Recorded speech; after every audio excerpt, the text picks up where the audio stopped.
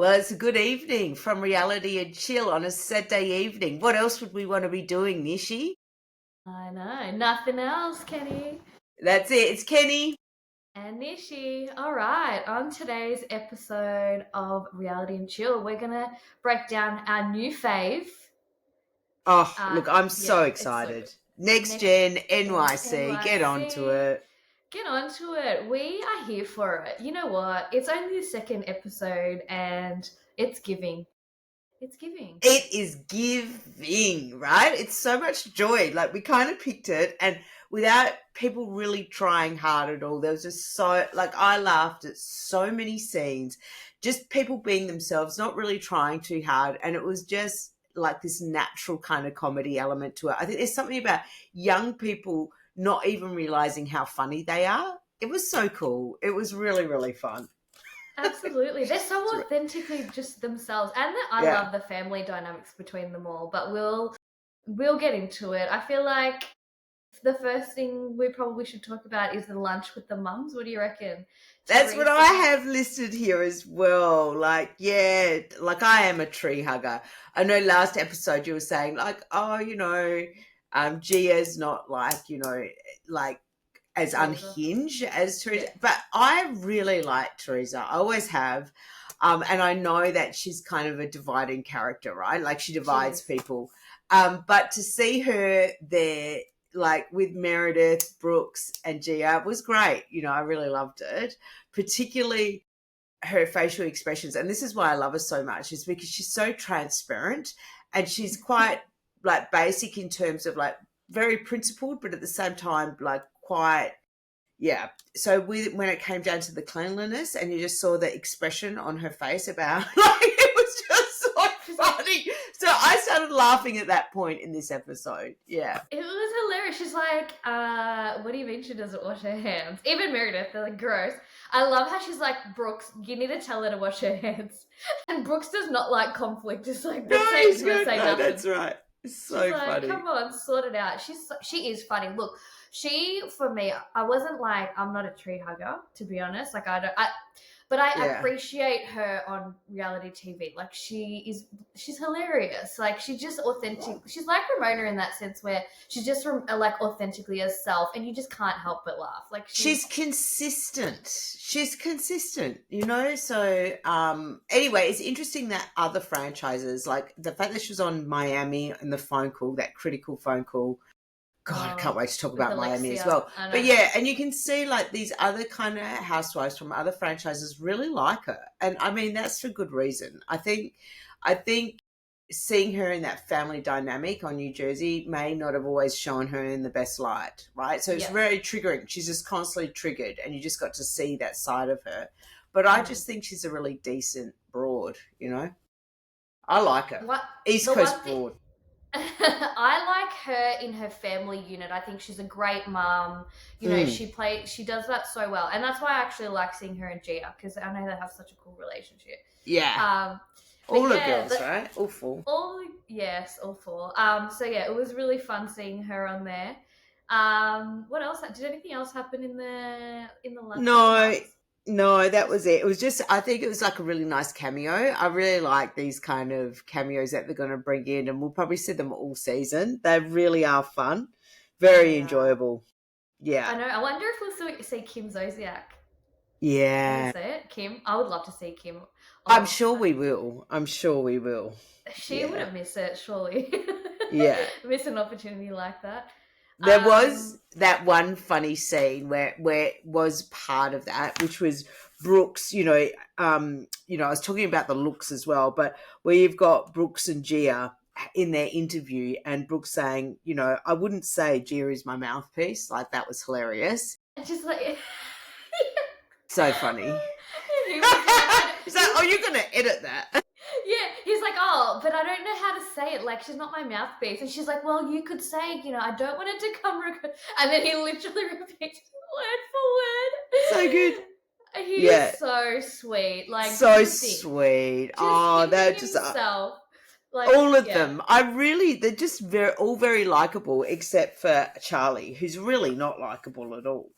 Oh God, you could see it from the And like in those interviews as well, like Riley's got that big hair look. I love it. I absolutely love it.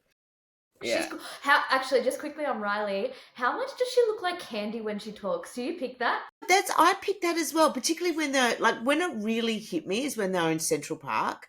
Yes. So I hadn't really noticed it up until that moment, and it's funny you say that, and I was like, oh my god, I can just see Candy.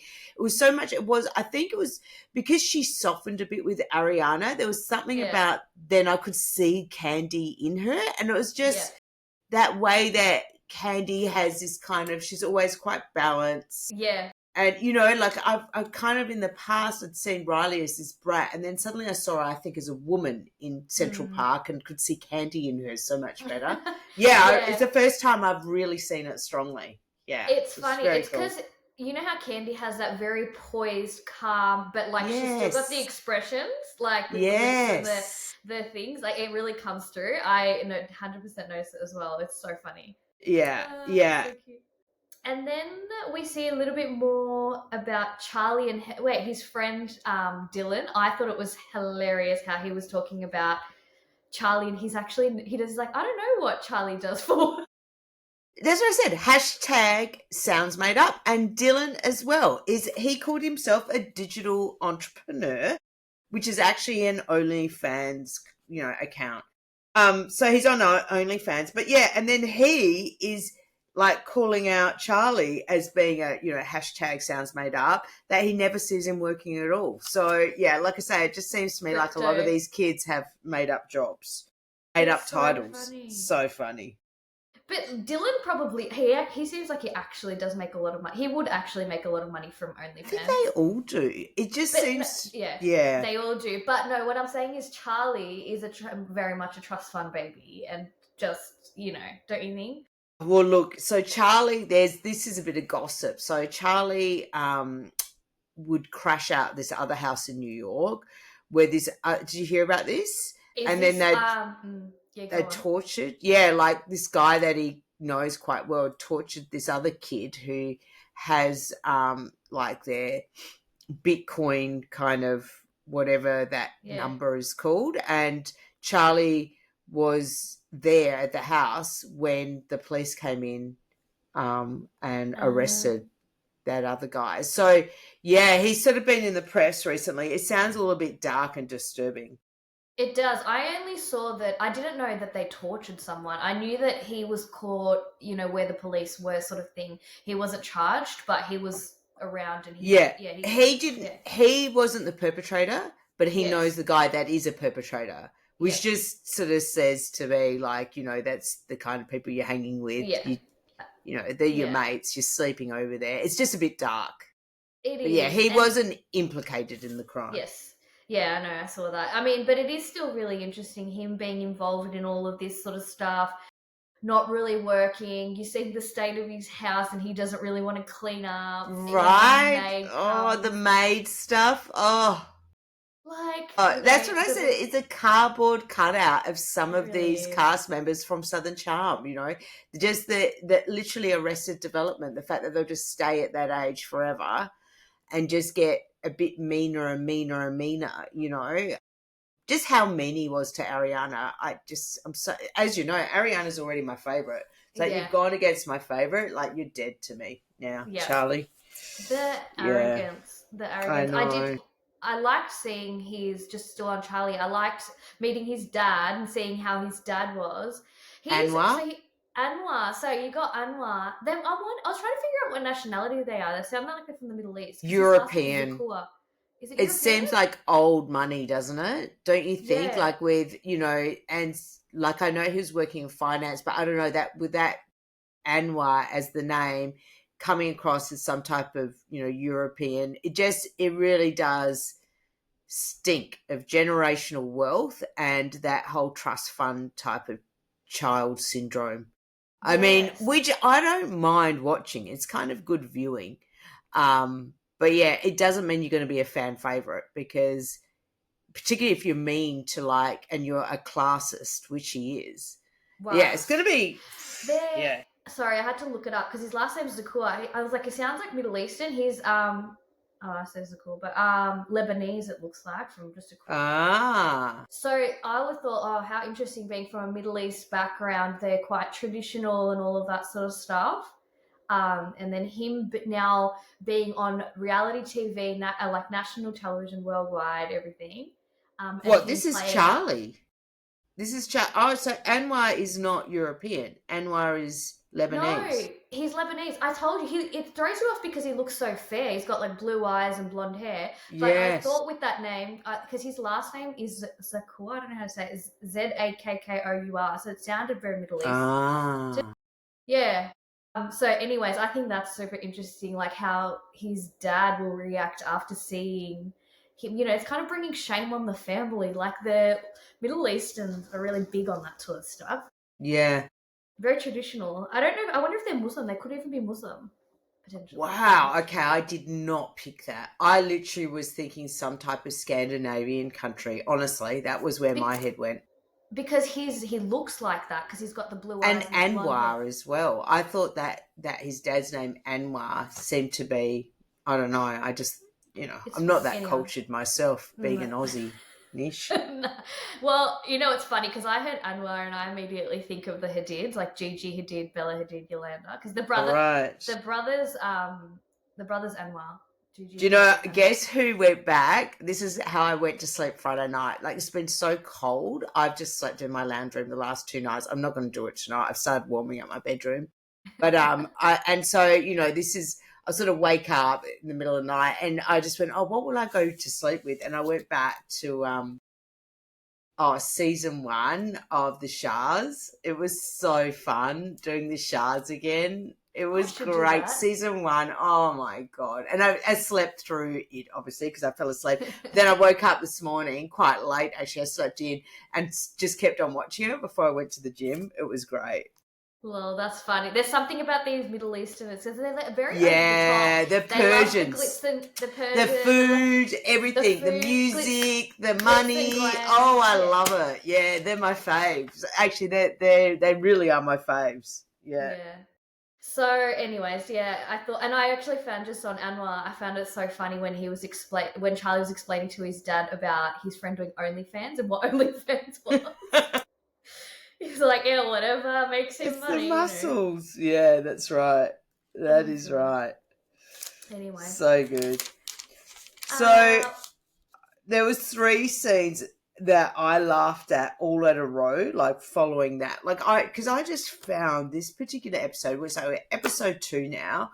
And, I mentioned it when we were covering off on the Valley and how much that was a bit heavy, but how this particular episode just, I was laughing or smiling outright the whole way through. Like, it was just so much fun. But where it really kicked off for me was this next scene of Riley and Adriana in Central Park, and then that photo of when they were 8 years old. So sweet. I was just like, oh my God. And then, like we talked before with Riley, just you could see that candy in her, and just like before I was thinking, oh, Riley's going to be a snob and the whole washing the hands thing. And I thought, but then I actually saw this really sweet side of Riley and a real softer version of her with Ariana, and just their friendship, their bond again. I was just like, oh, it really warmed my heart. I thought it was really, really sweet. Yeah. They are. They're beautiful. Both of them, first of all, they both come from Atlanta. I'm sure they'll bond on that. I thought,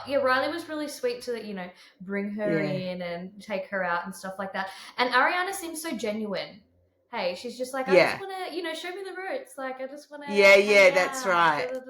And then Riley saying, my mum thinks I need more friends anyway. Like, they're both quite humble in the way they approach that. And you could see their friendship. It's back on track. Here it is. So many years later, their mum's falling out over,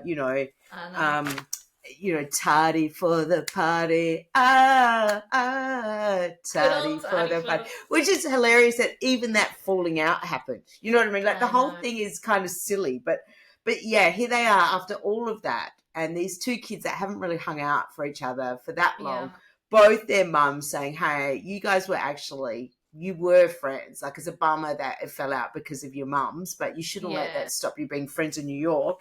And then you actually see their friendship just clicking back on like that in a really natural, sweet way. It really warmed my heart. It really did. Oh, it is. Yeah. Yeah, it's going to be cool to watch that blossom. Yeah. And then the next scene where I was laughing out loud, right? So this is Damon and Ava. So Ava's dad obviously used to be that real kind of hip guy. He's OG. He's OG. Like, it's so funny because we're kind of the same age, and yet he seems so much older than me and out of touch. And then I'm like, well, am I as out of touch? It's hard to know, right? But because you never see yourself, but it was so funny to see this really cool 24-year-old and then this dad that's trying to talk about being a CEO of companies and entrepreneur. And she's like, Dad, like, come on, I've already talked to you about this. But yeah, that whole thing of like, Dad, well, with your health insurance, I've got acne, I work as a model, I need my IUV out, like, and just so straight-faced. And Damon just not dealing with that at all. And he's like, I'm going to have to go off and have a joint. And just me laughing. Just that whole thing. He's, orange glasses. He's just such a dude. Like, I love it. I think what a great addition, right? They're really fun. Hilarious. Really, really fun. So funny. He just could not handle the comment about IUD with his daughter. He's like, oh, hell no. Oh, hell no. So funny. That really threw me off. It was so funny. He just walks off. I was like, oh my God. Oh, it was like, so you're going to make me need a joint. Oh my God. I was literally dying. Yeah, and she same just threw here. it in there. But how funny, because how funny that she brought it up, right? Like, because she goes, obviously, like, private health in America is like super expensive. Big, yeah. Yeah, and so she's just like, Dad, like, I need some money here, And he didn't even know. She's like, so do we have private health? He's like, well, I do. I don't know about you. I was like, what did you know? For a parent's response, right? I know, right? Yeah. I was surprised by that. And then he's just like, oh no, this is too much. But he's so cool. I tell you what, like, he's like proper OG, what? Yeah. But fun. What was the third thing that made you laugh? Well, because then it goes straight from that scene to Amara with her boyfriend Kevin. And he seems like such a sweet guy. And again, I don't know if it's this youth. And you just have these people that haven't yet been burnt by life that are just so open. And because, they're just so, I really like most of these people that I'm meeting for the first time, that really, he seems like such a sweet kid. And just when, Amira, who's obviously a sensation, just the fact that she's navigated, we talked before about, if you've got a really famous person that loves pushing that envelope, like what will balance them out is somebody that's not chasing the same thing, is not really in the same zone. And here you see Kevin sort of explaining the first time he went to like a big event of her was Parada. How did he say it? Pirata? Parada. And I love how the editors wrote Pirada or Hada. And I was like, what's Parada? It was like Parada. And you can see her tick, tick, tick. Yeah, and you can see he was not putting that on. Like, that was sincere. It was so cute. That was hilarious. And she's like, so for me, that's at least 15 minutes of just outright laughing, like non-stop, smiling ear to ear. I've watched this episode twice because I wanted to make notes. The first one I just wanted to enjoy and just get completely involved in it. It was so fun, like literally back to back. How sweet was all of that? Really, really lovely. It was so nice, and I love how we're getting to know all of them. Like some of them get off, but they show a lot to like help us get to know them. Like there's so many scenes. Like when I was taking notes, I was like, man, they cover a lot in one episode. They really do. And so, we get to see some Brooklyn. We get to see Central Park. We get to see, the apartment where we meet Charlie's dad and understand about the OnlyFans side of thing. And then also the restaurant where Teresa and Meredith are. So it's quite it's we get to see the cityscape. It's so cool. I'm really into it. It is cool.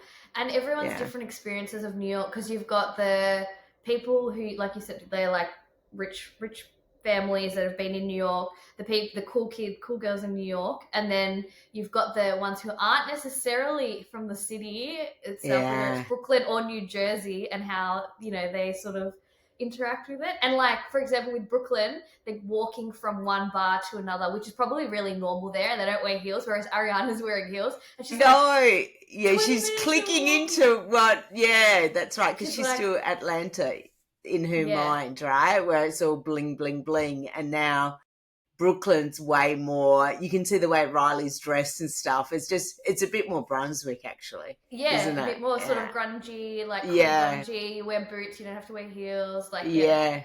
it's cool. Yeah. And it was kind of funny when Hudson and Ariana were looking, what was it, 595 or something, and they're just sort of like all around New York, just kind of frazzled before they finally find the right place. You know, that was kind of cute as well. But yeah, we saw they fit a lot into this episode. It was a lot. Yeah, it was. It was cool. What did I miss? Well, I mean, the last scene, we haven't yet spoken about the last scene where Ariana comes into to the restaurant with Brooks. I mean, not to the restaurant, to the bar to meet with Riley, with Brooks. And just the way Charlie responded to her, which was disgusting, was generally so gross. This is when he sort of said, isn't it funny how you can get a read on somebody straight away? And then spoke about her mum whore when he was talking about Ariana. And it was just so derogatory, pulling this girl that's new to New York. It's so good she had Hudson with her. You could just see them glancing at each other.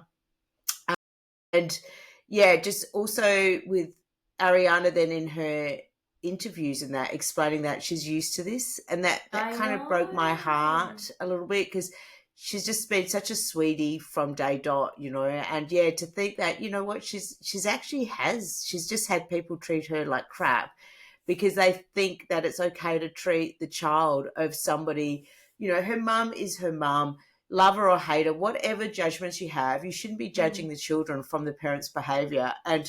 And the fact that she's been putting up with this, but the snobbiness of Charlie, I was just like, you are just a pig. I'm so off you now.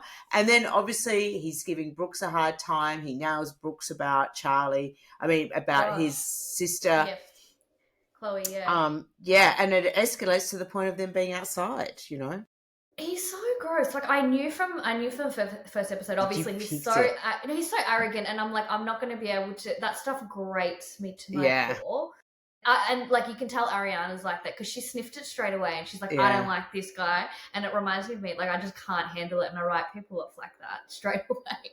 It's probably bad, and I like that she sort of stood up for herself, because she's just like, nah, I'm not dealing with this. Like I can tell already. This girl is new. Riley's introducing her into the group. That's one of the reasons they had that night. And like before she's even there to like put these seeds out there, like who do you think you are? He's so entitled. It's so gross. Yeah, I know. You really picked it well, because I initially was drawn to him because I do like my bad boys. I like people that aren't going to follow the classic narrative, people that are going to ruffle a few feathers.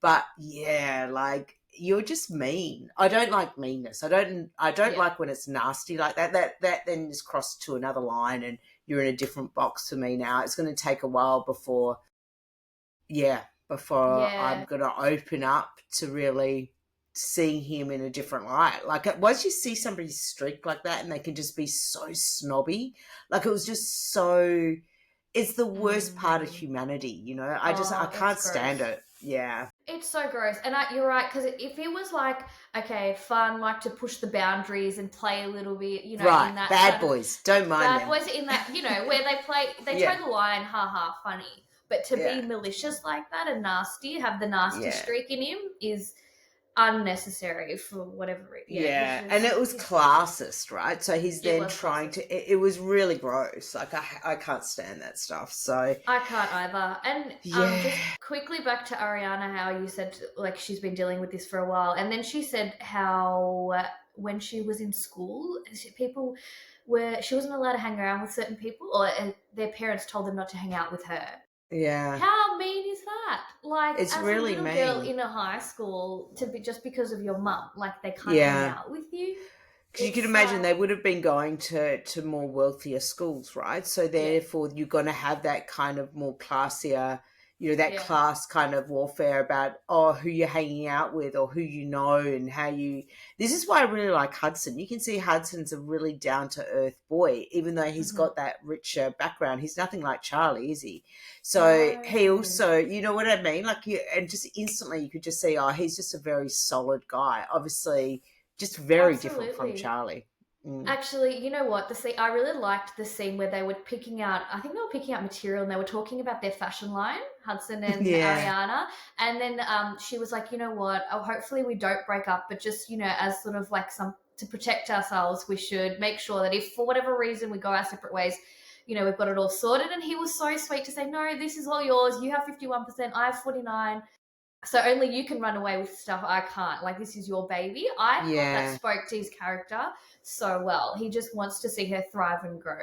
I know. They really are sweeties. They really are. I'm glad I picked my favourites well, and I'm a bit disappointed that I put so much hope in the bad boy Charlie to just bring some fun when really all he's bringing is like real nastiness. It's a bummer. But you kind of, I suppose you need that. It's going to be interesting because you could see in the interview space as well when Georgia and Charlie are there, and Georgia's trying to sort of say, "Oh, you're one of the most interesting people I know," and she wants to get the same back. You can see it's not an equal friendship there. So she's the cool girl, but he's acting in that space. You could see him then doing a bit of power and control on her right then.